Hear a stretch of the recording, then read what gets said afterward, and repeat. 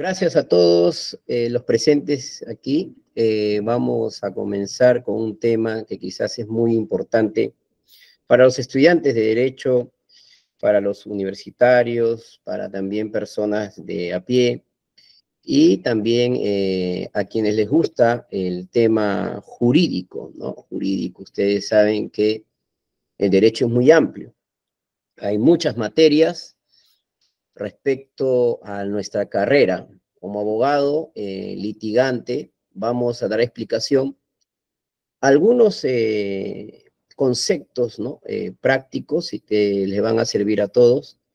Y espero pues sea una fructífera exposición. Bien, vamos a hablar el día de hoy sobre las obligaciones de dar, hacer y no hacer del Código Civil. Primero, hay que entender, señores, que antes de que exista la obligación, de hecho, tiene que existir un contrato, ¿me entienden? Había también ya dictado sobre los contratos en una conferencia anterior, una exposición anterior, y antes de que exista una obligación, de hecho, tiene que haber un contrato. Entonces, existen los contratos que son verbales, los expresos, ¿no? También los contratos que se pueden hacer por escritura pública, etcétera, ¿no? Que cumplan, claro, con los requisitos. Ya ustedes, de repente, algunos tienen conocimiento sobre el consentimiento, el objeto lícito, la buena fe, etcétera, ¿no? Que están también como elementos, requisitos del contrato, y también son actos jurídicos bilaterales, como lo establece el Código Civil en el artículo 140. Pero vamos a establecer que las obligaciones nacen, o sea, tienen su fuente en un contrato, ¿me entiende? Tiene que existir un contrato. Y aquí viene la parte de las obligaciones. El por qué la persona se tiene que, tanto el deudor como el acreedor, ¿no? Asumen obligaciones ambos, ¿no? Y vamos a establecer el por qué. Primero, desarrollamos qué es una obligación. ¿Qué es la obligación en sí? Dice, es la relación jurídica entre dos personas en virtud de la cual una de ellas, llamada deudor, se compromete con la otra, llamada acreedor, a una prestación. Cuando hablamos de relación jurídica, estamos hablando de esta relación que va a estar protegida por la ley. Cuando hablamos relación jurídica, jurídica tiene que ver con la protección de la ley. ¿Me entienden? Entonces, ¿dónde encontramos nosotros las obligaciones? En nuestro Código Civil.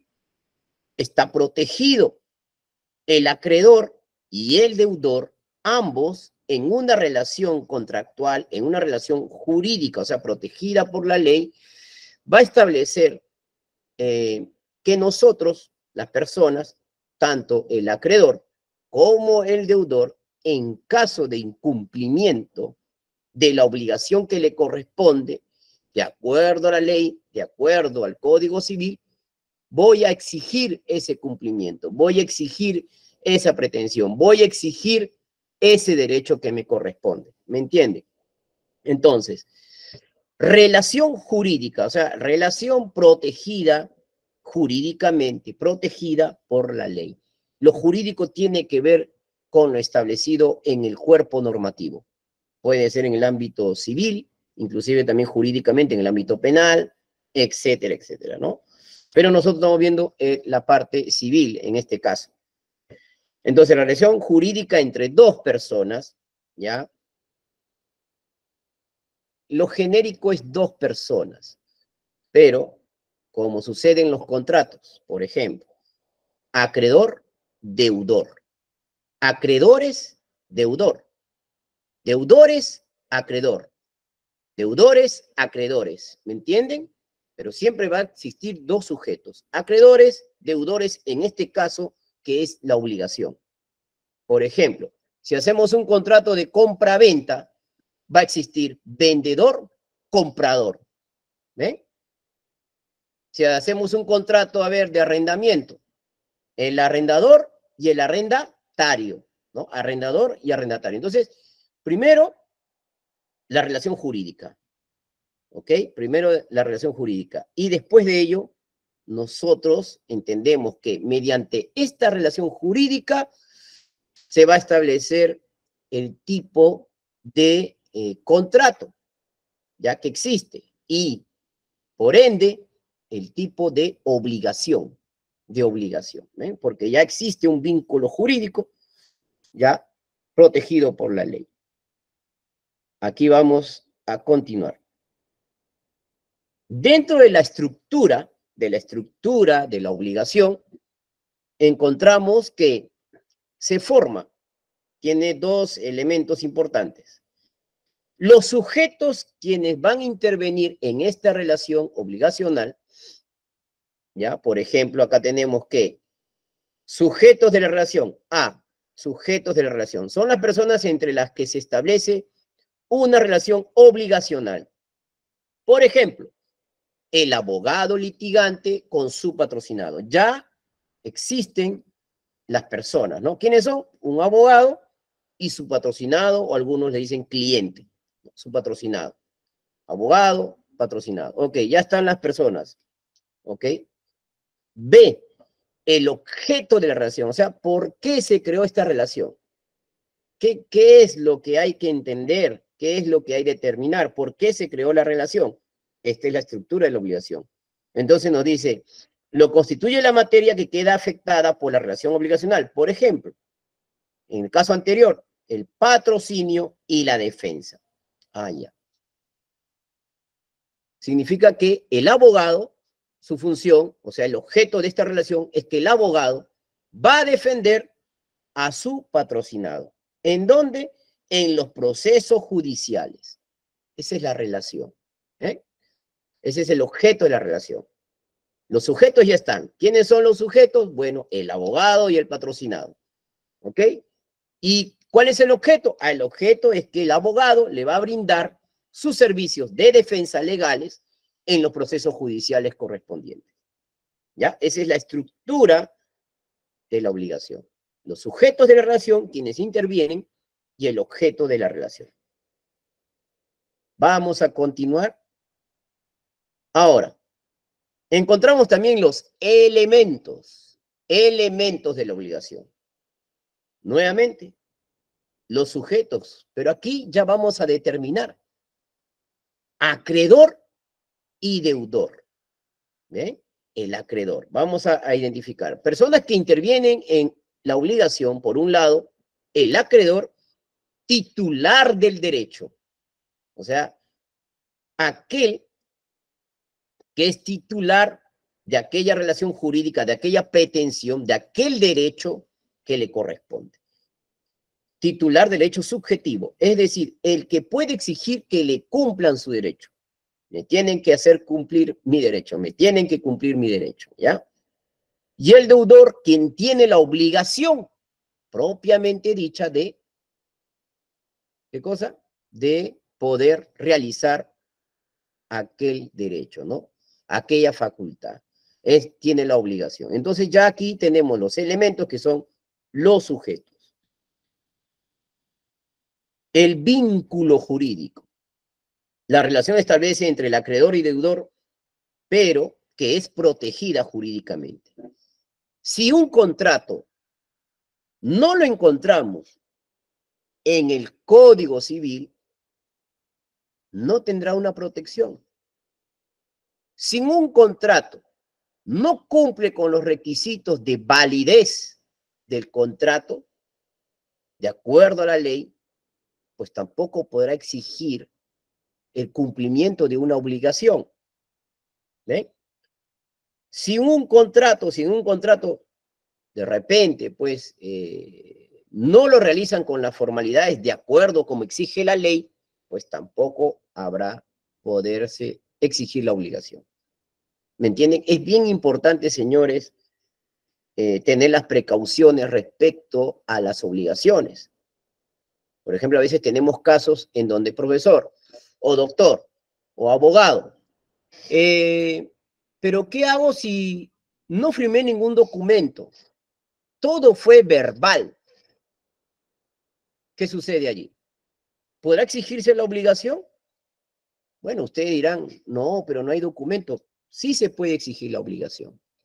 Pero también hay otras maneras de cómo probar, hay otras formas de cómo probar que la persona te debe dinero. O de repente no cumplió con su obligación contractual de manera verbal, ¿me entiende? Porque existen los contratos verbales también, y casi la mayoría de personas lo hacemos, ¿no? Por ejemplo, ahí también, bueno, hay un poco ya ahondando más en el tema, existen los contratos atípicos y los contratos típicos, ¿ya? Pero en este caso, las obligaciones, vamos a hablar de los contratos típicos, las obligaciones en sí que nacen de los contratos. O sea, los contratos son fuentes de las obligaciones, ¿me entienden? Así que vamos a continuar. Ahora, en nuestro Código Civil se establece que las obligaciones de dar. ¿Qué son las obligaciones de dar? Son obligaciones positivas que consisten en la entrega de uno o más bienes muebles o inmuebles, consumibles o no consumibles, fungibles o no fungibles, a que se compromete el deudor frente a su acreedor. Este es el expreso, o sea, el contexto, ¿no? Expreso que nos dice la definición en sí de las obligaciones de dar. ¿Ya? Porque existen las obligaciones de hacer y no hacer, que lo vamos ahora también a desarrollar el día de hoy. Entonces, ¿cuál es la finalidad? La finalidad de las obligaciones de dar. ¿Cuáles son la finalidad en sí que existen de las obligaciones de dar? Dice acá, es constituir sobre la cosa, sobre el bien, sobre el inmueble, sobre la cosa, los derechos reales. Derecho a la posesión, derecho a la propiedad, derecho a la titularidad. Esa es la finalidad de la obligación. ¿Qué es lo que te corresponde a ti? ¿Ya? Va a vincular el sujeto con la cosa, con el inmueble, con el predio, con el capital, etc. ¿Ya? Va a constituir. Entonces, esa es la finalidad. Como por ejemplo la propiedad o la posesión. O con el propósito también de ¿qué? De confiar al obligado la simple guarda o custodia de la cosa, del bien, del inmueble, del predio, del dinero. ¿Me entienden? Miren cómo vamos estructurando, ¿ah? Esa es la finalidad de las obligaciones de dar. Derechos reales, con la propiedad, la posesión. Confiar también al obligado la simple guarda o custodia de la cosa, o para que le sirva al acreedor, o también puede servir para el acreedor, la garantía por alguna obligación a favor de éste. O sea, no solamente va a cumplir el rol de la cosa y los derechos reales, ni tampoco se va a quedar en lo que es la guarda o custodia. No, sino también va a servir como una garantía de obligación. Miren cómo la finalidad de las obligaciones de dar ya establecen tres factores, podemos decir, ¿no? Que constituyen las obligaciones de dar. Y vamos a seguir explicando. Un apunte importante. Las obligaciones de dar son las más frecuentes y las encontramos en diferentes contratos como la compra-venta, la permuta, la donación, el arrendamiento, el comodato, el depósito, etc. Significa que si no hay contrato, no va a existir una obligación. ¿Ya? Si no hay un acto jurídico bilateral, no va a existir la obligación. ¿Ok? Tiene que existir, de todas maneras, un contrato. Ahora, vamos con este tema que tentan en tres deberes. Tres deberes que tienen las obligaciones de dar. ¿Cuáles son esos tres deberes? Y le digo deberes porque con ello es parte de la problemática jurídica, ¿me entiende? Las personas, el problema es que no cumplen con las obligaciones que les corresponden dentro de esa relación jurídica. Ese es el problema. Entonces, por ejemplo, a ver, vamos a poner acá. El primero es entregar el bien o la llamada traditio, ¿no? La tradición de entregarte el bien. Por ejemplo, si yo voy a vender un auto, ¿ok? Yo voy a vender un auto y la otra persona me lo va a comprar, ¿ok? Me lo va a comprar. Yo tengo que entregar este bien una vez que ya nos ponemos de acuerdo cómo va a ser la forma de pago, ¿ok? Cómo él me va de una vez pues a cancelar, ¿no? En efectivo, y yo le voy a entregar el auto, ¿me entiende? Hay una entrega. Esa es la obligación de dar, entregar. Es la primera de los deberes que corresponde a las obligaciones de dar, ¿ok? Como también el deudor, ¿no? Tiene la obligación de pagarme, ¿no? Él me va a pagar, ¿ok? Su dinero, ¿no? Por el auto. Entonces, ambos ahí estamos en una relación jurídica protegida por la ley, que es el 1529 del Código Civil, que dice sobre la compra-venta, ¿no? Vamos a establecer una relación jurídica. Vamos a tener un vínculo jurídico también, porque esta relación jurídica, este acto jurídico está protegido por el Código Civil. La compra-venta, ¿ok? Existe un comprador y un vendedor. Después nos dice el segundo deber, que es conservar el bien hasta el momento de su entrega. O sea, ¿qué significa esto? Que a veces hacemos contratos con plazos. Por ejemplo, oye, mi carro está en Chincha, ¿ok? Y tú estás en Lima. Son 3, 4 horas hasta allá. Ok, mira, yo necesito que me traigas el auto, pues, ¿no? Ya yo te lo estoy vendiendo. ¿Ok? Pero, ¿qué sucede? Que en este trayecto, como está muy lejos, está a 3, 4 horas de Chincha a Lima, tengo el auto acá en Chincha, entonces la persona me dice, oye, pero ¿cómo está el bien? ¿Lo puedes conservar hasta que yo viaje a Chincha, recoge el auto y me lo traiga a Lima? ¿Puede ser? Claro, claro, le digo. ¿Puede ser? Sí. Está en el deber también de la persona conservar lo que yo voy a dar, que es el auto. Ah, ya. Entonces lo voy a conservar, porque no todos los contratos se hacen inmediatamente. Hay contratos con plazos.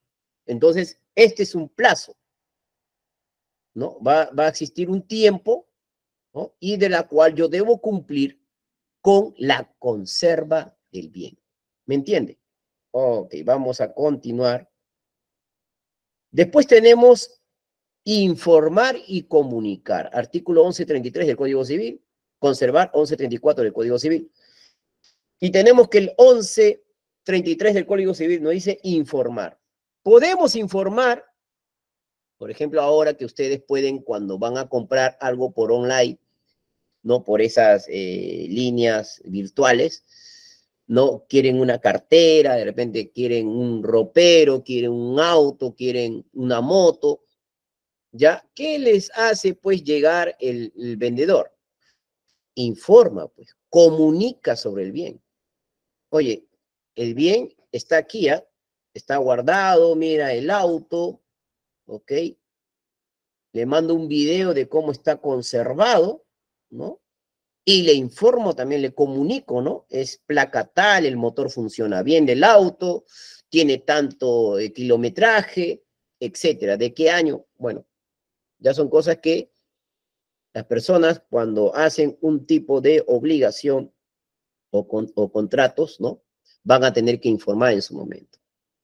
¿Me entienden? Ok, entonces estos son los 3 deberes de las obligaciones de dar, a quien le corresponde dar. ¿ya?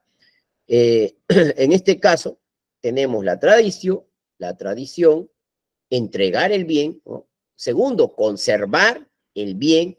Y tercero, informar o comunicar el bien, ¿ya? Del bien. Ok, tenemos entonces las obligaciones de dar. Estos son los deberes de las obligaciones de dar. Ahora, ¿cuáles son aquellas clasificaciones de obligaciones de dar? Tenemos obligaciones de dar bienes ciertos y tenemos obligaciones de dar bienes inciertos. Ok. ¿Cuáles serían los bienes ciertos? Los bienes ciertos son todos los que yo voy a determinar. Por ejemplo,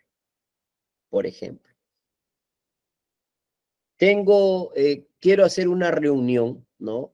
Y necesito 50 sillas, ¿ok? 50 sillas. Ok, dar bienes ciertos, ¿no? De todas esas sillas, ¿no? Yo escojo solamente una. Yo digo, quiero 50, perdón, de todas estas 50 sillas que usted tiene, yo voy a escoger una silla, una que cumple las características que yo deseo, las que yo quiero, las características que yo quiero que cumplan en sí. Si pido un auto, el señor que me vende tiene 50 autos, voy a una empresa pues que vende autos, a Toyota, a Nissan, qué sé yo, pero yo no voy a escoger de todos los autos que son iguales, ¿ok? Yo voy a escoger solamente a uno, un auto, ¿ya? Que cumple ciertas características que yo deseo. El color, el acabado, el motor. Estoy determinando este bien cierto. Es un bien cierto. ¿Y cuáles son los bienes inciertos? Bueno, los bienes inciertos son cualquiera en su especie o en su género cantidad. Por ejemplo, tráeme 5 autos. ¿Ve? No importa, no me interesa la marca, no. Tráeme 5 autos. Yo te los compro. ¿Ok? Me trae los 5 autos. Tráeme 50 sillas. Todas son iguales, bueno, ya traigan más que son sillas, pero yo no determino. O sea, yo no digo, la silla tiene que tener este acabado, tiene que ser de madera, tiene que ser de aluminio, tiene que ser de plástico, no. Yo determino. En los bienes ciertos uno determina los bienes ciertos.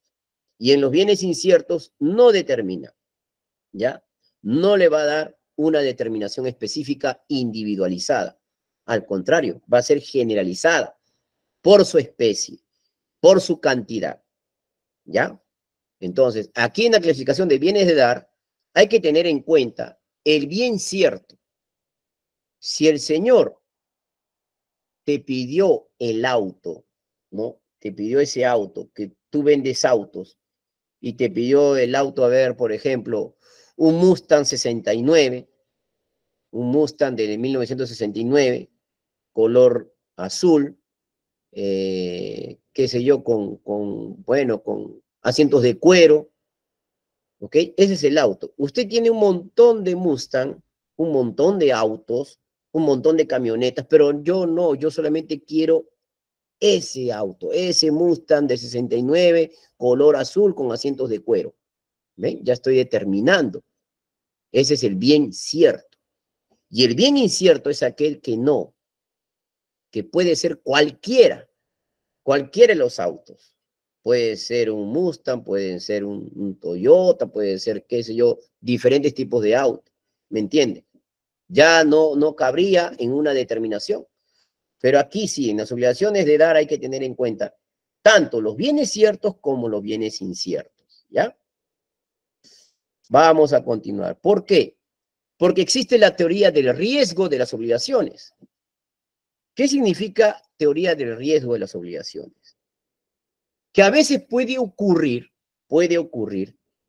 que el bien se pierda por culpa del deudor o se dañe por culpa del acreedor o viceversa, ¿me entienden? Porque hay un riesgo en sí en las obligaciones. A veces queremos cumplir con el contrato pactado, con la obligación, pero a veces no la cumplimos, ¿no? Porque existe un riesgo en estos bienes. Y vamos a explicar por qué. Miren, se dan obligaciones con prestaciones recíprocas. Artículo 1138. Dice, teoría de riesgo en obligaciones de dar, bien cierto. En las obligaciones de dar bienes ciertos se observan hasta la entrega las siguientes reglas. Hasta la entrega, que hay un lapso de tiempo, ¿no? Hay un plazo.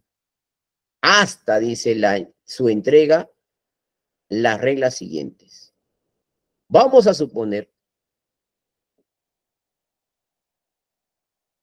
si el bien se pierde por culpa del deudor, su obligación queda resuelta, pero el acreedor deja de estar obligado a su contraprestación. ¿Ya? Por ejemplo, si yo le tengo que entregar el auto a Pedro, ¿ok? Pedro es aquel que lo va a recibir, pero se pierde el auto por mi culpa, porque yo le debo el auto a Pedro, Pedro es el acreedor, yo soy el deudor, y yo le voy a decir, oye, ¿sabes qué? Ahí te voy a entregar el auto. Uy, pero justo se me perdió el auto, o de repente, pues, por culpa mía, se robaron el auto, ¿no? Se pierde. Entonces, ¿qué es lo que dice la ley?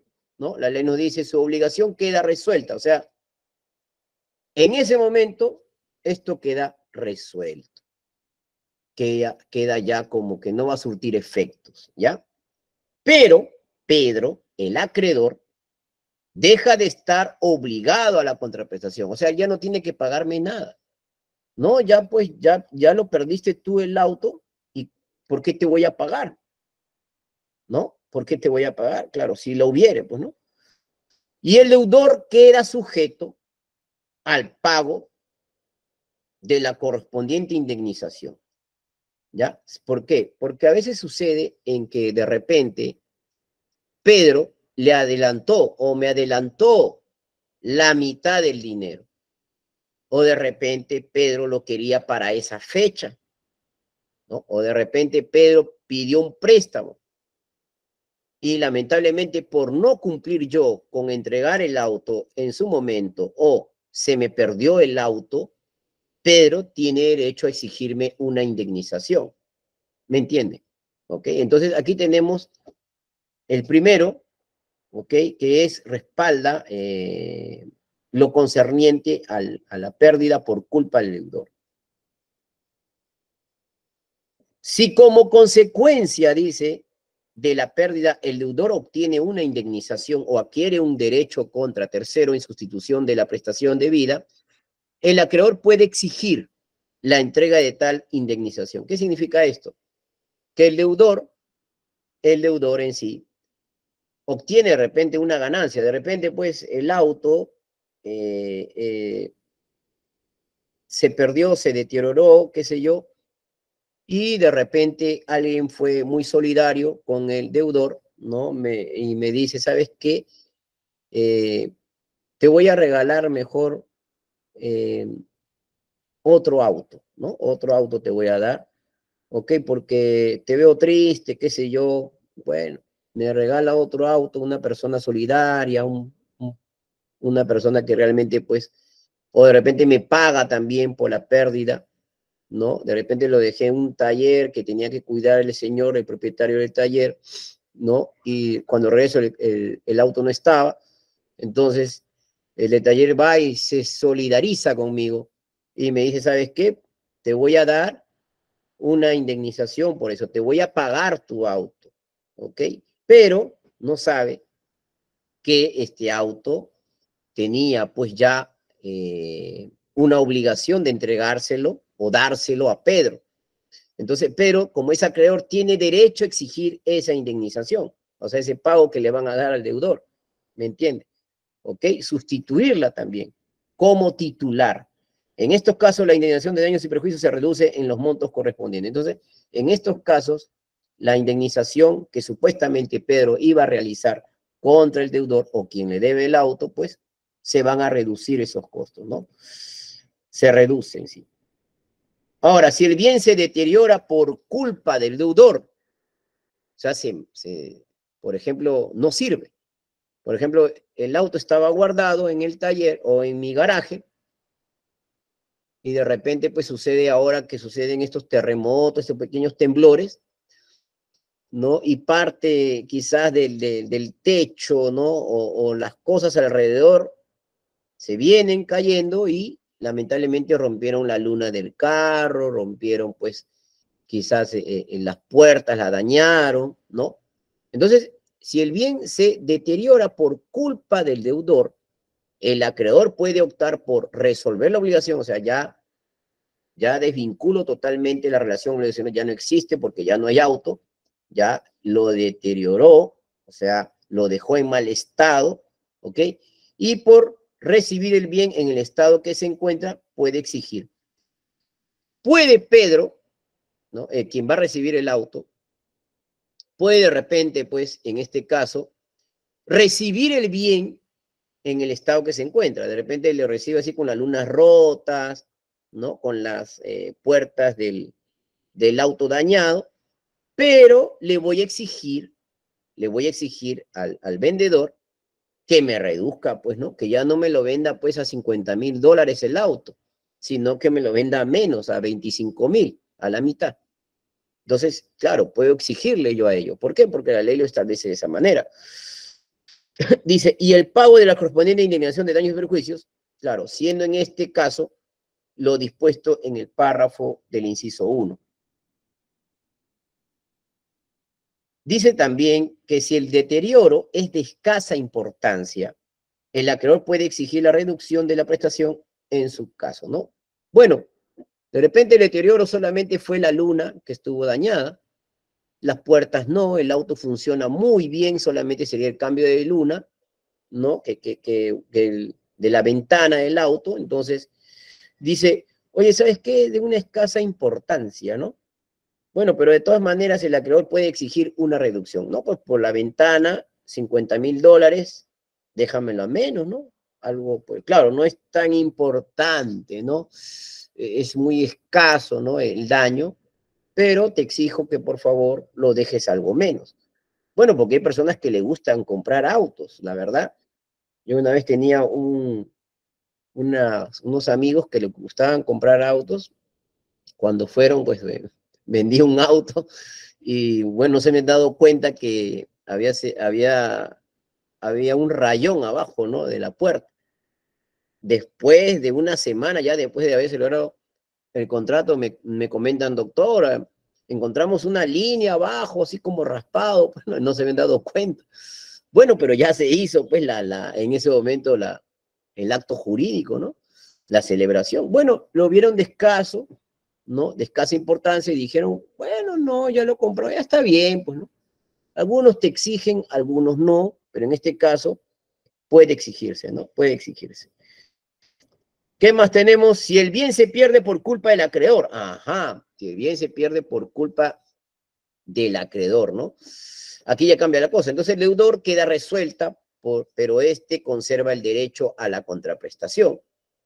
Por ejemplo, yo le entrego el auto a Pedro. Pedro es el acreedor. Toma, Pedro, te entrego el auto. Y él pierde el auto. No sé, lo lleva a su taller, llegando a su taller, lo guarda, perdón, en su cochera, y de repente en la noche lo asaltan y se llevan el auto. Pierde el auto. ¿Qué pasa conmigo? El deudor. ¿No? En este caso, el deudor queda resuelto. Yo ya le entregué. ¿Ya? Ok, yo le entregué. Pero yo conservo la contraprestación. Tú me debes. No, pero Pedro me dice, no, pero me lo robaron, pero eso no es mi culpa. Es culpa tuya. Yo te entregué el bien. Ahora tú, por no, de repente no tener las previsiones correspondientes, bueno, se robaron tu auto. Entonces ahí sí va a haber pues un problema, ¿no? Para él, no para mí. Porque yo voy a exigir que él me pague, porque yo le entregué el auto. Cumplí con mi obligación de entregar la traditio, ¿qué más? De conservar, conservé el bien y comunicar, informarle del bien. Ah, ya. Yo he cumplido con ello. Te lo entregué, te lo traje, tú te lo llevaste a tu casa, a tu garaje, y lamentablemente se le robaron el auto. Bueno, así que por favor págame. Claro, le tiene que pagar. Si el deudor obtiene algún beneficio con resolución de su obligación, su valor reduce con la contraprestación. Vamos a suponer que, a ver, que recibo yo una compensación económica respecto a ese acto, respecto a esa pérdida, o sea, el deudor. Entonces, puedo yo también reducir la contraprestación a cargo del acreedor, puede reducirse, ¿no? Ese es un caso que, por ejemplo, la ley lo obtiene para poder salvaguardar el derecho del acreedor. Si el bien se deteriora por culpa del acreedor otra vez, o sea, por Pedro, que era el acreedor, este tiene la obligación de recibirlo, por ejemplo.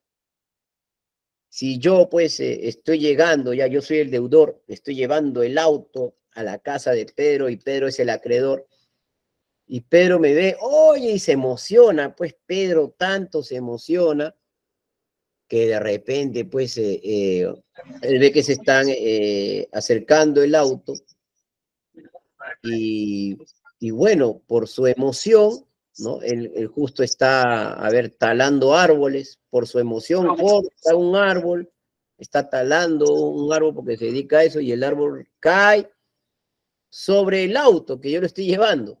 ¡Pum! El bien se deteriora por culpa del acreedor. Entonces, el acreedor, ¿qué tiene? Bueno, ya, el auto se ha malogrado, pero por tu culpa, no por la mía. Yo te llevaba el auto y tú como te dedicas a talar los árboles, bueno, ese árbol cayó en el auto por culpa tuya, no por culpa mía, que yo soy el deudor, tú eres el acreedor, por culpa del acreedor tuya, este tiene, ¿qué cosa? La obligación de recibirlo. Entonces, Pedro va a tener la obligación, bueno, ya te recibo el auto como está, ya pues yo lo dañé, yo el acreedor, Pedro, yo lo dañé, no tú, ¿no? Entonces, el deudor también en ese caso va a tener que acceder. ¿Sabes qué? Te doy el auto en las condiciones que está porque tú lo malograste, yo no lo malogré. Este tiene la obligación de recibirlo. O sea, Pedro tiene la obligación de recibirlo en que se halle sin reducción alguna de la contraprestación. Significa que lo va a recibir y a la vez va a pagar el monto que habían acordado. Oye, Darwin, pero tú eres el deudor, pero mira, el árbol se cayó, sí, pero el árbol se cayó por culpa tuya, no por culpa mía. Yo venía manejando y el árbol se cayó, hasta me pudo haber pasado algo, chocó con el auto y la culpa es tuya. Ok, pero no me puedes hacer una rebaja. No, no, porque el deterioro fue tuya, la culpa fue tuya. Así que tú me tienes que pagar lo que realmente habíamos quedado, habíamos acordado. Yo no voy a reducir, el deudor no va a reducir, ¿no? En este caso lo dice, ¿no? Alguna contraprestación sí lo hubiera. Entonces, ¿cuánto es $50,000? Ya, por culpa del acreedor se malogró el bien, ¿ya? En este caso hay que tener mucho cuidado. La ley lo establece así, señores, parece de repente pues algo engorroso, pero suceden en los casos reales. ¿Ya? Por eso la ley trata de ser lo más minucioso en estos aspectos, ¿ya?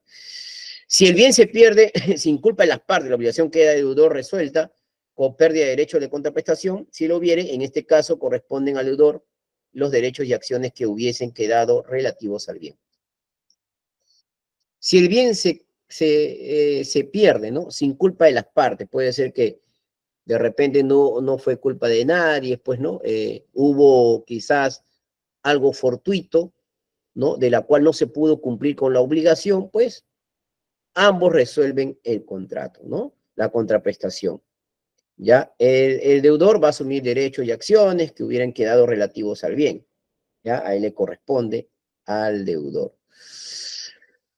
Si el bien se deteriora sin culpa de las partes, el deudor sufre las consecuencias del deterioro, efectuándose una reducción proporcional de la contraprestación. A veces, de repente tenemos un bien, de repente el auto está en mi casa, sucede, qué sé yo, de repente un terremoto. Nadie pensaba que iba a pasar un terremoto, nadie pensaba. pero sucedió una consecuencia de la cual, pues, sin culpa del deudor, sin culpa del acreedor, pues, se deteriora el bien. ¿Ya? En este caso, se efectúa una reducción de la contraprestación. ¿Ya? Tal caso corresponden al deudor los derechos y acciones que pueda originar del deterioro del bien. Bien, hemos desarrollado entonces las obligaciones de dar. Ya es un tema muy importante, pero también a la vez muy interesante con los ejemplos que les acabo de mencionar. Ahora vamos con las obligaciones de hacer. ¿Cuáles son esas obligaciones de hacer? Son aquellas que, de acuerdo a la naturaleza de la obligación, consisten en un derecho positivo que impone al deudor el desarrollo de una actividad, de un servicio que permita al acreedor la satisfacción de su interés. Miren, ya hemos hablado de las obligaciones de dar, ahora vamos con las obligaciones de hacer. Es una actividad. La obligación de hacer es una actividad de acuerdo a la naturaleza contractual. ¿Me entienden? Es un ejercicio, una actividad que vamos a realizar. Esto se ve en las obligaciones de hacer. De dar ya hemos visto, ¿no? Ok, ahora vamos con hacer. Para satisfacer los intereses de quién, del acreedor. ¿Dónde lo encontramos? En el 1148 del Código Civil. Vamos a ver. Ok. Primero, hay que establecer que hay dos factores. La primera, ejecutar una obra en el cual el deudor está obligado a construir una casa al acreedor. Vamos a suponer una obra. Puede ser la construcción de una casa, puede ser pintar una casa, puede ser realizar algún servicio, puede ser realizar alguna actividad, etc. Entonces, el primero es ejecutar una obra. Y el segundo, ejecutar un asunto, ¿no? El asunto, ¿cuál es? Por ejemplo, en la que el abogado debe presentar un escrito para la defensa de su patrocinado. O bien puede ser la obra, o bien puede ser ejecutar un asunto. ¿Ya? Aquí tenemos dos ejemplos, en el cual el deudor está obligado a construir una casa al acreedor. ¿Ya? La obra, ¿ok? Y ejecutar un asunto en la que el abogado debe presentar un escrito para la defensa de su patrocinado. Debo personar, ¿no? Ese es el asunto. Ok, esas dos actividades tengámoslos en cuenta antes de desarrollar las obligaciones de hacer. Entonces, también tenemos que el 1148 del Código Civil dice: el obligado a la ejecución de un hecho debe cumplir la prestación en plazo y modo pactado, o en su defecto, en los exigidos por la naturaleza de la obligación o la circunstancia del caso. Siempre, señores, en la ejecución tanto de una obra o de un asunto, que ambos son actividades, ¿ya? Siempre va a existir, de hecho, un modo y un plazo. Un modo y un plazo. ¿Ya? Vamos a poner el ejemplo ahora. Aquí tenemos. ¿Qué es el modo? Es cómo se va a ejecutar dicha obligación y que ambas partes hayan sido satisfechas plenamente, referido a una prestación completa y no parcial. Por ejemplo, oye, yo voy a dar una conferencia ahora, necesito que el sastre me entregue pues un terno, ¿no? Un terno bonito, con bordes acabados, con tela Barrington, excelente, ¿no? El modo. ¿Cómo quieres tú la actividad? ¿Cómo quieres tú que yo realice esta obligación de hacer? ¿Ven? ¿Me entienden? Aquí ya entendemos, ¿no? Una obra, un asunto. Entonces, yo le digo al sastre, ¿sabes qué? Quiero que me traigas mi terno color azul con botones dorados, ¿no? Bordes a los costados, ¿no? ¿Ok? Color quizás muy enfático, muy colorido, de repente le gustan a algunos, ¿no? Así quiero que hagas este terno, ¿ya? El sastre, le digo al sastre, el sastre es el deudor, yo soy el acreedor. ¿Ok? Entonces, el deudor, ok, yo lo voy a hacer, me dice el sastre, lo voy a ejecutar. Otro ejemplo, a ver, para que quede más práctico. A ver, si viene el cumpleaños de mi hija, vamos a suponer de mi hija, si viene el cumpleaños de mi hija, y yo voy donde el señor que hace pasteles, ¿no? Y le digo, señor, quiero un pastel, ¿ok? Con esas, quizás ahora que están Roblox, creo que están de moda para los niños, Roblox, quiero con diseño de Roblox, que sea de 3 pisos, ¿no? De 3 pisos, ¿ok? El modo, ese es el modo, ¿ok? Esa es la forma. Así quiero yo que me haga el pastel. ¿Puede hacerlo? Ok, sí, sí lo voy a hacer. ¿Ok? Porque a mi hija le gusta pues la temática de Roblox, ¿no? Entonces, quiero una temática de Roblox en el pastel y que sea de 3 pisos, ¿no? Porque tengo muchos invitados y tengo que partir la torta a muchos invitados, ¿no? Ajá. Ahora también tenemos en las obligaciones de hacer el plazo, ¿no? El plazo puede ser fijado expresamente por las partes. Por ejemplo, un señor le pide los servicios a un sastre, ajá, para que éste le haga un saco, el señor le expresará para la fecha lo quiere listo, ¿no? ¿Para qué fecha lo quiere listo? Perdón. En ese momento le está indicando el plazo de la obligación. Entonces, ¿qué significa esto? Que ya está el modo, pero también le va a expresar el plazo. ¿Sabe qué? El santo de mi hija es el 28 de enero. Lo quiero listo para esa fecha. Le estoy dando una fecha ya. ¿Ya? Le estoy indicando la fecha. Tanto el modo de la torta, la forma de la torta, como el saco también al sastre, el terno que le estoy pidiendo al sastre, pero lo quiero para este tiempo, para este plazo. Ah, ya. Estoy cumpliendo con dos factores muy importantes de las obligaciones de hacer, que es el modo y el plazo, ¿no? Aquí le estoy ya indicando en la obligación de hacer, de hacer. Ahora, ¿cuáles son, lo que habíamos dicho al principio, clases de obligaciones de hacer? Fungibles y personales. ¿Cuáles son los fungibles? A ver, vamos a determinar fungibles. Cuando la actividad debida no necesariamente debe ser desarrollada por el deudor, el interés del acreedor puede ser satisfecho por cualquiera que pueda desarrollar dicha actividad o la actividad, ¿no? Ok, vamos a determinar aquí. Ajá. Por ejemplo, yo le digo a un pintor, señor, yo quiero que usted pinte mi casa. ¿Ok? Le voy a decir, pinte. Pero el pintor, este pintor trabaja con 2, 3 personas más. ¿Me entiende? Tiene sus ayudantes. Entonces yo le digo, mire señor, yo quiero que usted pinte mi casa. ¿Ok?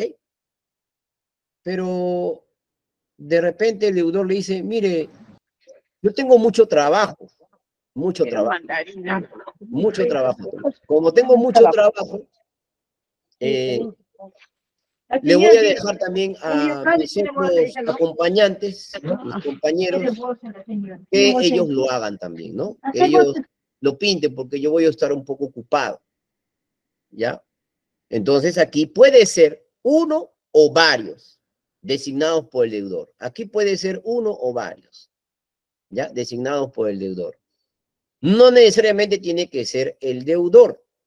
Puede ser su compañero, puede ser su ayudante, el que pinte la casa. ¿Ve? Entonces aquí hablamos de los bienes fungibles, aquí vamos a ver, fungibles y personales, ¿ya? Bienes fungibles y personales. No lo olviden, fungibles y personales. Puede pintarlo el mismo pintor, como también lo puede hacer otra persona, ¿no? De repente su ayudante, de repente su acompañante, cualquiera lo puede hacer. La cosa es que me lo pinte, ¿no? Ok. Fungibles, no lo olviden. Ahora hablamos de los no fungibles o personalísimas. Nuevamente, no fungibles o personalísimas. Cuando la actividad debida solo puede desarrollarlo el deudor a fin de satisfacer el interés del acreedor, ¿ya? ¿Qué significa ello? Que aquí ya no va a ser cualquiera que realice la actividad. No, yo voy a personalizar, ¿no? Y vemos el ejemplo, vemos un ejemplo acá. Ajá. Mira, yo quiero que me pintes, me hagas un cuadro, pero yo no quiero que tus ayudantes, ni tu acompañante, ni tu compañero de trabajo, nadie, solamente quiero que tú lo realices. Aquí yo estoy individualizando, personalizando a esta persona, que quiero que él, el pintor, por sus características, que es muy conocido, él realice la pintura, sin ayuda e intervención de nadie, solamente él. ¿Ven? Esa es la diferencia. Estos son los no fungibles, ¿ya? Los no fungibles o personalísimas. En el anterior ejemplo son los fungibles y personales. Acá son personalísimas ya. Ya acá el acreedor dice, yo quiero que me pinte ese pintor. No otro, sino él. ¿Ven? Ah, ya. Entonces, esa es en parte la obligación de hacer. De medios, vamos a ver. Vamos a ver de medios. ¿Qué nos dice? Esta obligación de hacer de medios. ¿Ya? Obligación de hacer de medios. Dice acá, está referida a la prestación de una actividad. El deudor realiza la actividad, desarrolla su labor empleando todos los medios permitidos para alcanzar la meta o fin con diligencia y pericia necesarias y acordes a su función. Aquí se va a usar todo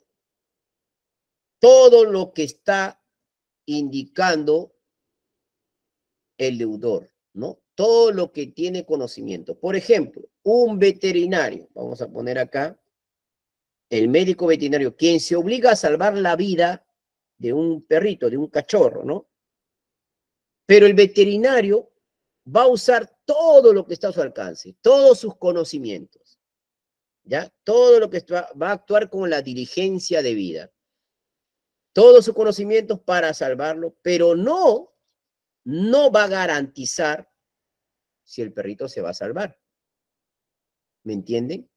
Claro, va a usar todos los medios para realizar esta actividad de salvarlo, pero él va a decir, voy a usar todos mis conocimientos, lo que está a mi alcance, y mis estudios de universidad, de especialidad, pero ¿sabe qué?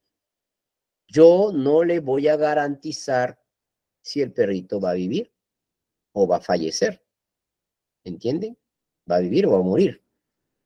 No, yo no le garantizo, pero voy a usar, porque esta actividad es una actividad de hacer, ¿no? En donde voy a usar todos los medios. Entonces, esta es la obligación de hacer de medios, ¿ya? Donde no garantiza un resultado, ¿me entienden? No va a garantizar un resultado. Ok, vamos a continuar. Ahora, aquí sí es diferente. Obligación de hacer, pero de resultados. La prestación debida se encuentra individualizada por la descripción de un cierto resultado que el acreedor espera y que es garantizado por el deudor. La construcción de una piscina, solo cuando se culmine dicha construcción, se tendrá cumplida, como cumplida la prestación. ¿Qué significa esto? Que aquí sí hay un resultado dicho y esperado. Aquí ya cambia la cosa, ¿no? Aquí dice, te construyo una piscina, ¿ok? Yo trabajo con resultados. Te voy a construir la piscina, ¿ok? Te construyo la piscina y termina mi obligación allí. Pero yo quiero el resultado, ese resultado. Aquí no es de que voy a ver si lo voy a hacer, voy a usar todos mis conocimientos, no. Y una vez que yo termine la piscina, la construcción de la piscina, te la voy a entregar y ahí queda la obligación. Se culminó la obligación, ¿no? Desaparece el vínculo y la obligación. ¿Ven? Esta es la obligación de hacer de resultados. ¿Ya? Vamos a continuar. Miren qué interesante, hablando de obligaciones. Ahora vamos con obligación de no hacer. En las obligaciones de no hacer, señores, hay una extensión. Es decir, no hacer algo. En ese no hacer algo comprende también el no dar. ¿Ya? Y vamos a explicar por qué. La obligación de no hacer es no hacer la actividad. Es no realizar una entrega, es no realizar alguna actividad, es abstenerme a algo. ¿Ya? Bien, ok. Entonces dice acá, una persona se compromete a una abstención, es decir, a no hacer algo. Y ese no hacer algo comprende también el no dar. Va a comprender también el no dar. ¿Ya? Vamos a ver cómo. Vamos a explicar. Tal obligación de no hacer propiamente dicha, como podría ser no ir a un determinado lugar en una determinada fecha, como lo sería en comprometerse a no dar un determinado bien o a una persona. ¿Ya? Entonces tenemos que la obligación de no hacer es una obligación negativa, ya no es positiva. Ya no es positiva como la de hacer y dar, sino es una obligación negativa. Y que consiste en una abstención, una omisión, una falta de acción por parte del deudor. Entonces, las obligaciones de no hacer son aquellas en las que la prestación debida es un hecho negativo, consistente en una abstención. Por ejemplo, usted va a vivir aquí, en este terreno, pero se está prohibido el talar árboles, porque los árboles son parte del medio ambiente y aquí en los condominios no permitimos, pues, el talar el bosque, ¿no? De repente también por una ley, ¿no? No se permite talar los árboles del bosque, ¿no? El bosque, ya. También puede ser que yo arriendo una casa, y de repente quiero construir una escalera, ¿ya? Y el dueño me dice, usted va a arrendar la casa, pero yo decía, yo le prohíbo a usted que construya una escalera, ¿ya? Que se exceda de los escalones, ¿ya? ¿Qué estoy haciendo? Yo acepto el arrendamiento, claro, acepto el arrendamiento, pero yo me abstengo porque hay una obligación de no hacer, ¿ok? No abrir restaurante sin que esté presente el propietario, claro. Tú vas a trabajar acá en el restaurante, pero ojo, no vas a abrir restaurante si es que el propietario no llega. Yo soy el propietario. Ok, entonces tú no abres hasta que yo llegue. Ese va a ser una obligación de no hacer. ¿Qué no debes hacer? No abrir el restaurante hasta que el propietario llegue. ¿Ves? Y tú trabajas acá, en el restaurante. ¿Me entienden? Ahí le estoy poniendo una extensión. Cuando arrendamos una casa, de repente, nos prohíben también. Oiga, usted va a arrendar la casa, pero decía, aquí no se hace fiestas ni reuniones en el inmueble arrendado. Pero a ti te gustan las fiestas, pues, a ti te gustan las reuniones, ¿no? Pero si usted quiere esta casa arrendarla, pues acá hay una obligación negativa de no hacer. ¿Okay? No quiero fiestas, no quiero reuniones, ¿ok? Entonces tú vas a decir, bueno, la arrendo así, pues ya no me gustan las fiestas, ya no voy a hacer fiestas, ¿no? Hay otros que son, pues, de repente más drásticos, ¿no? Dice acá, no tener mascotas en la casa arrendada. Bueno, te prohíben los perritos, los gatitos, la tortuga, el caballo, qué sé yo, qué es lo que vas a tener de mascota. Te prohíben las mascotas, ¿no? Bueno, es una obligación de no hacer. Y así hay un sinnúmero de actos que se prohíbe realizar. Por ejemplo, también cuando trabajamos en una empresa,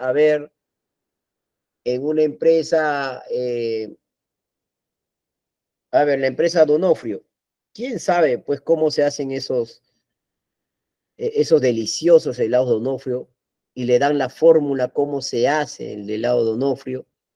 Bueno, pero las personas que trabajan para la elaboración hacen un contrato y también asumen obligaciones de no hacer.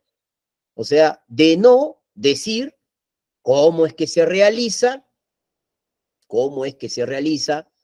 qué ingredientes usamos para hacer el helado de Onofrio. ¿Me entiende? Firmamos un contrato, una obligación de no hacer. ¿Me entienden? No puedo revelar el secreto de los helados de Onofrio. ¿Ven? Ah, ya. ¿Por qué? Porque existe una obligación de no hacer. Una extensión. Me van a poner una extensión. Bien. Ahora, ya habíamos hablado sobre los bienes ciertos, pero de todas maneras siempre es bueno recalcar. Obligación de dar bien cierto, de acuerdo al artículo 1132 del Código Civil, el acreedor de bien cierto no puede ser obligado a recibir otro, aunque éste sea de mayor valor. Por ejemplo, oye,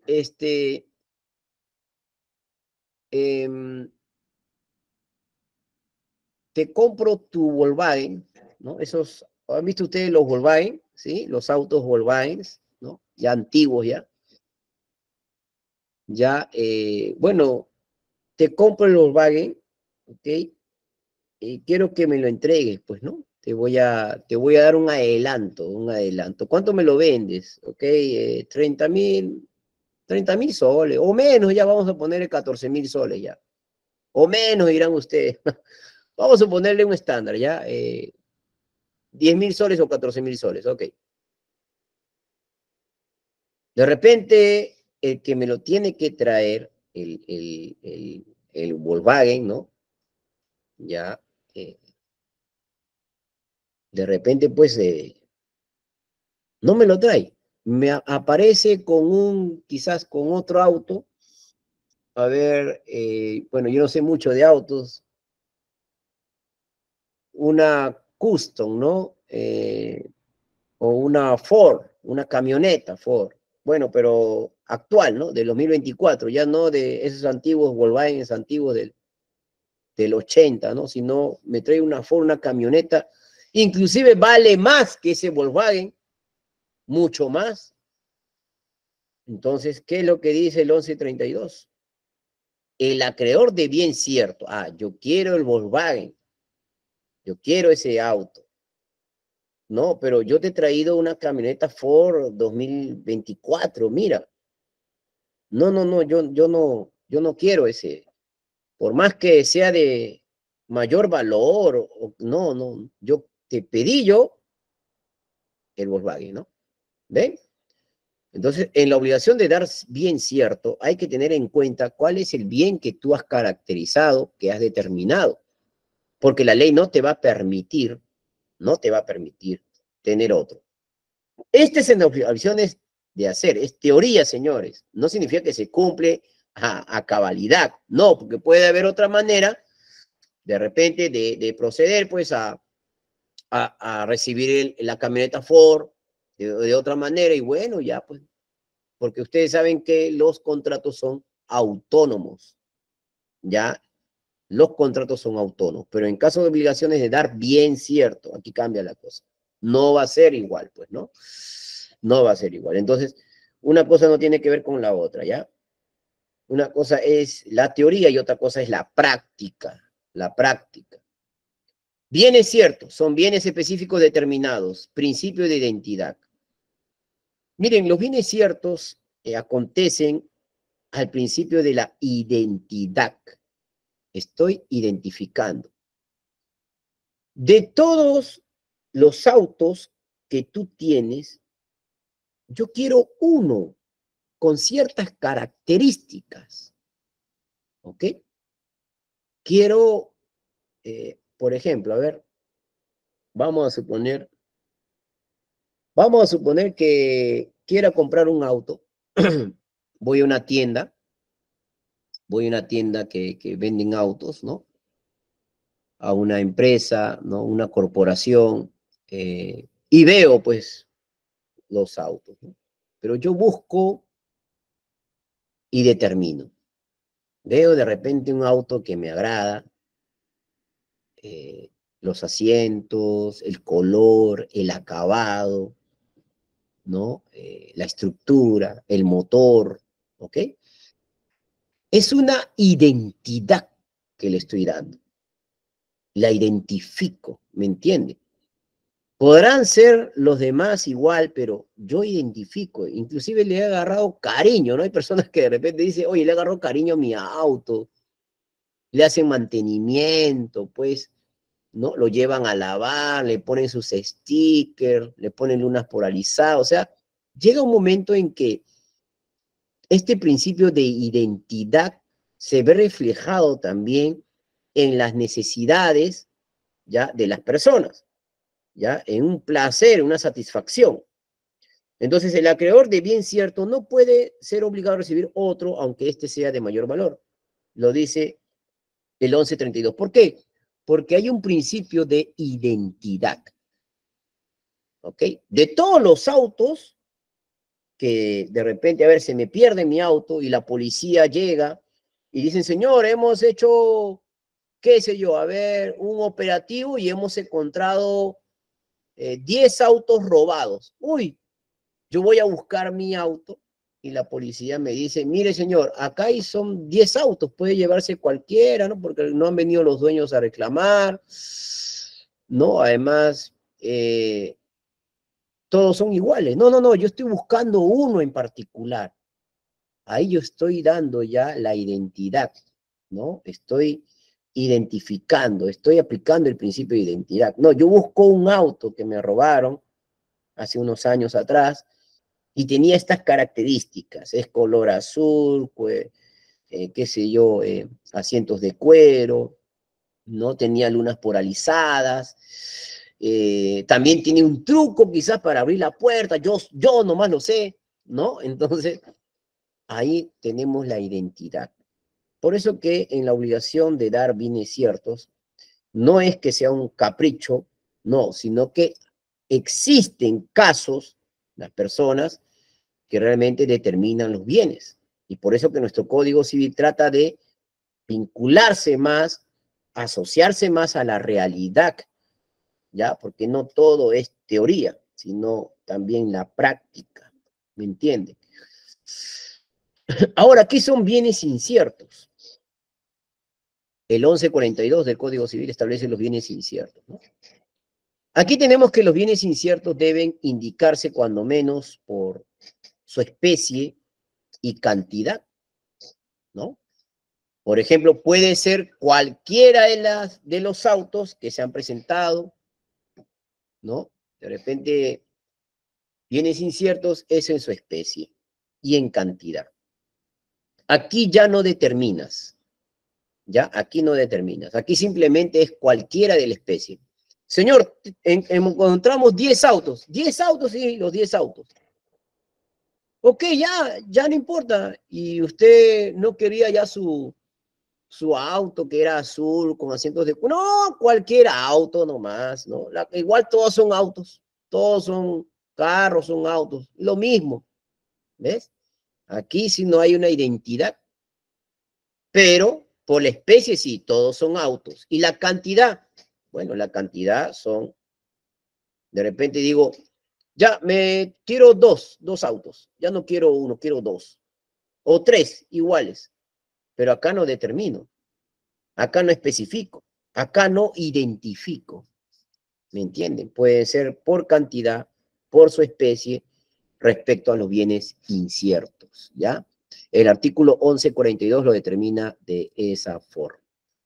Miren qué interesante. Entonces, qué relevante es ver este tema de las obligaciones respecto a cómo se llegan a contemplar en nuestro Código Civil. También podemos argumentar que las obligaciones son de más todavía, más amplitud, más tipos de obligaciones, ¿no? Tenemos quizás aquella concordancia con los actos jurídicos, los contratos y las obligaciones. Todo ello va de la mano, señores. No es que yo aprenda uno o lo otro, no, sino que hay una relación jurídica de todo. Es por eso que el derecho es bien amplio en este aspecto, ¿no? Bien, señores, ojalá les haya agradado la exposición, bueno, una ponencia sobre las obligaciones. Hemos aprendido las obligaciones de dar, de hacer y no hacer, que son temas importantes en nuestro Código Civil, y creo que hemos dado una fructífera, pues, exposición. Espero les haya agradado y que les sirva un poco, pues, ahora el panorama sobre lo que son las obligaciones, ¿no? El tema de las obligaciones, señores, es un tema también mucho más amplio, no solamente en el ámbito del conocimiento de cuáles son esas obligaciones, sino también el proceso en sí. Cómo realizamos una demanda, ¿no?, a los juzgados correspondientes. Entonces, eso lo determinamos también contemplando el Código Procesal Civil y argumentándolos de acuerdo a los hechos, o sea, los casos que realmente se contemplan dentro del ámbito jurídico. Yo les agradezco, hasta aquí la exposición, no sé si habrán algunas preguntas. Muchísimas gracias. Gracias a usted, doctor Darwin, por su brillante exposición. Sí, Gracias. invitamos a los asistentes a hacer las preguntas. El chat está activado o, caso contrario, activar su micrófono para hacer su comentario. Buenas tardes, ya casi buenas noches. Buenas tardes. Buenas noches, doctor. Adelante. Una consulta respecto a la obligación de hacer. ¿Es necesario que concurran, digamos, el modo, la forma y, bueno, lo que más, el plazo? Digamos, que sean específicos, digamos, el modo y la forma. Sí, buenas noches, Henry, ¿no? Buenas noches, doctor, sí. Sí, Henry. Mira, Henry, cuando nosotros vamos a presentar una demanda por obligación de dar suma de dinero o de repente obligación de hacer, y no tenemos de repente el modo o la forma, ¿ya? Es específicamente eso a que nos lleva a nosotros establecer cómo vamos a aprobar, ¿me entiendes? A ver, por ejemplo, a ver, ¿qué actividad, por ejemplo, a ver, uno se dedica? ¿Cómo probar?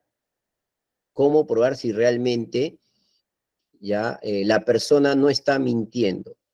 ¿Cómo probar en tu pretensión? Porque vas a asumir la demanda y vas a decir, oye, ¿sabes qué?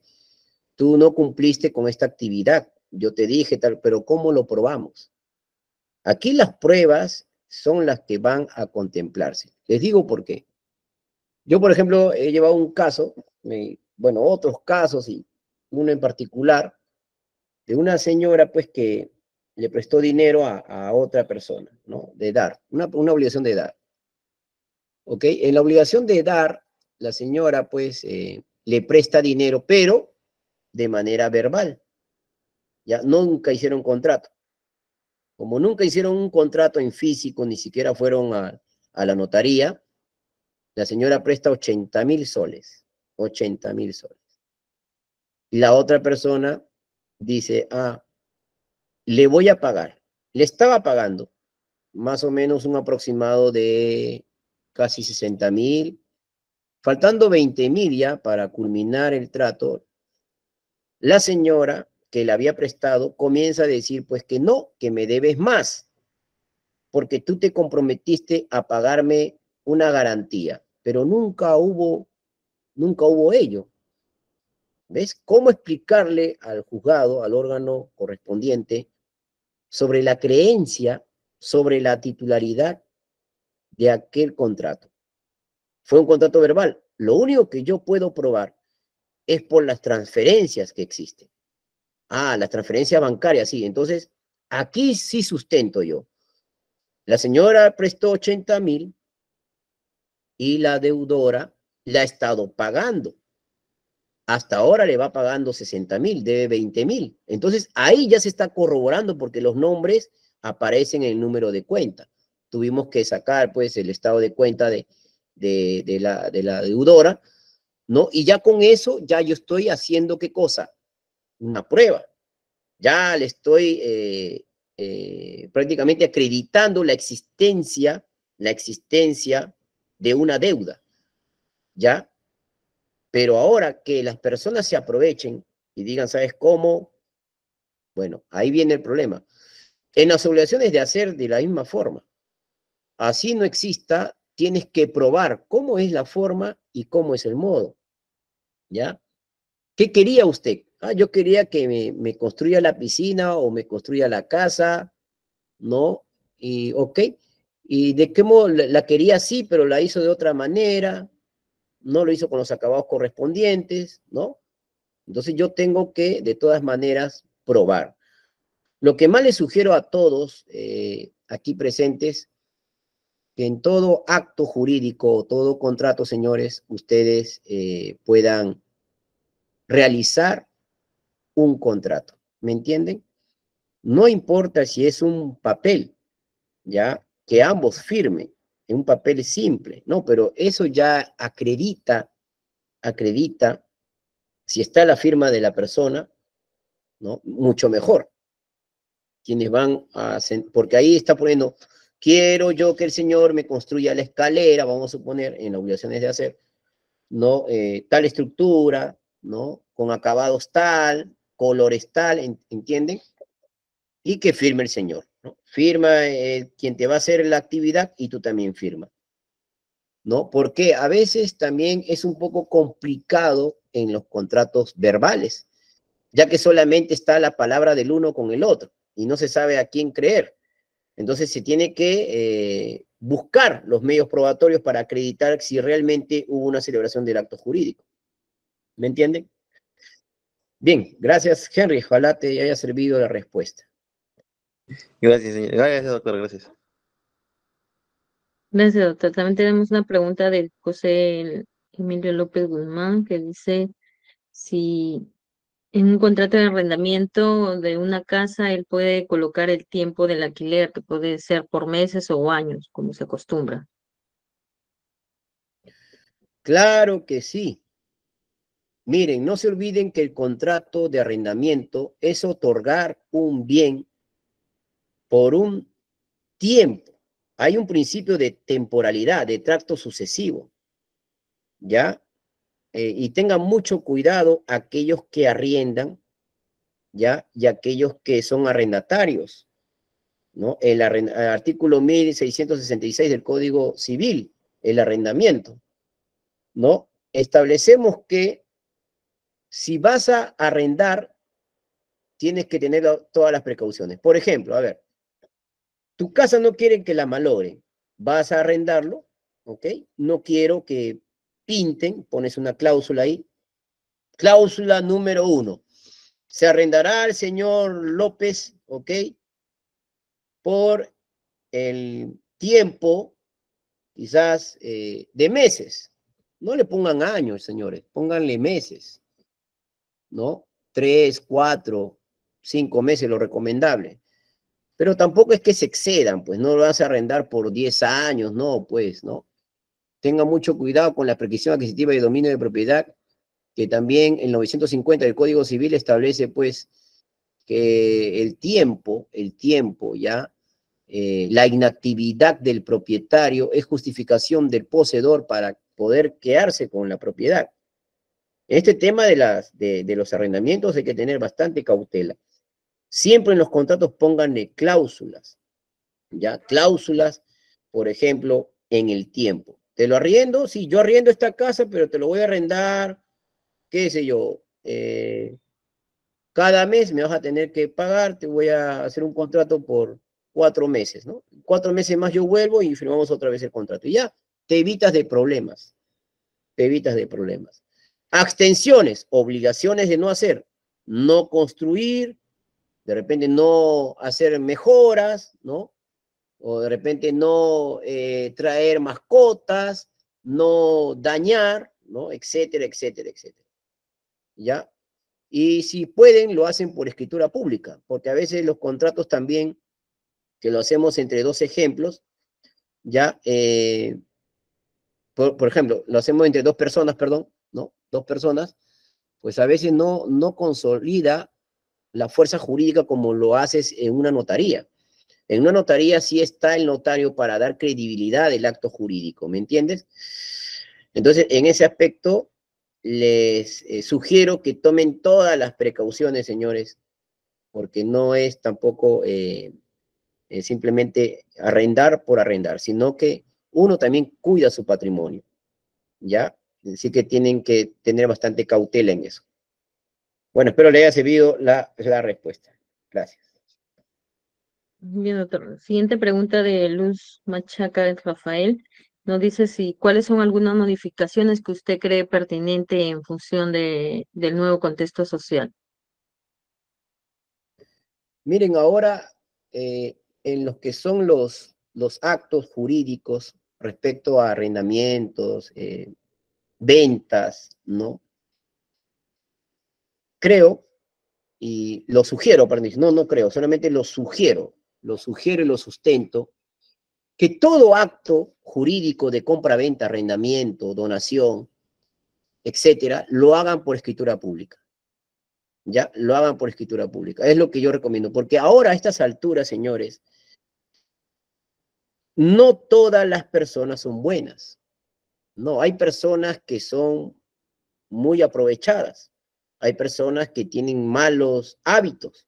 Hay personas que hacen actos delictivos. Entonces, no conviene tener riesgos, ¿me entienden? Para ello, ustedes tienen que darle seguridad a su vida, ¿no? A su forma también de cuidar el patrimonio.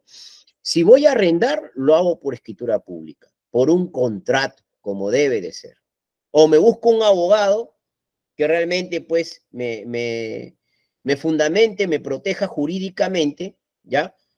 Y me ponga las cláusulas, me ponga ahí las cláusulas y los artículos correspondientes, porque muchas veces celebramos contratos y no ponemos las cláusulas con respecto a los artículos. Dicen, no es necesario, no, pero siempre es necesario, ¿no? La compra-venta también.